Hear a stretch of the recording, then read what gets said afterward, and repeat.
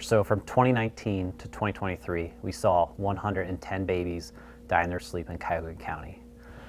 Every single one of those deaths had at least one risk factor noted. About 60% of all those sleep-related deaths was where somebody was sleeping with a baby, whether it was a parent, a sibling, or multiple people sleeping with them. 1 out of 5 babies have been sleeping in either the crib or the bassinet, meaning 4 out of 5 babies either slept in an adult bed, couch, or some other unsafe sleep environment. And so we know that putting babies in the crib is the safest place, but unfortunately for those that died in our community, that's not where they were located. So we know that there's some cultural differences on co-sleeping, which we now prefer to say surface sharing.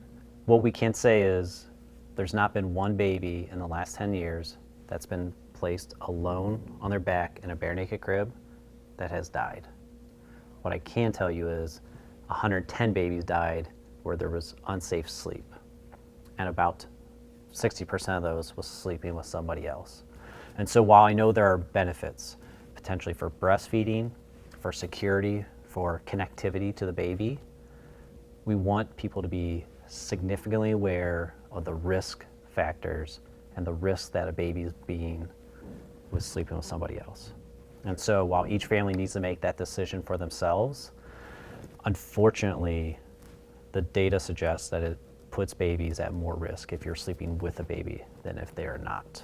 It used to be up to 90% of all sleep-related deaths had either a pillow, a blanket, comforter, or a U-shaped pillow, which sometimes referred to as a bobby pillow, which moms often used for breastfeeding to help support the baby. Unfortunately, we see that where we've seen more than 10 babies actually sleeping with a bobby pillow and where they passed away.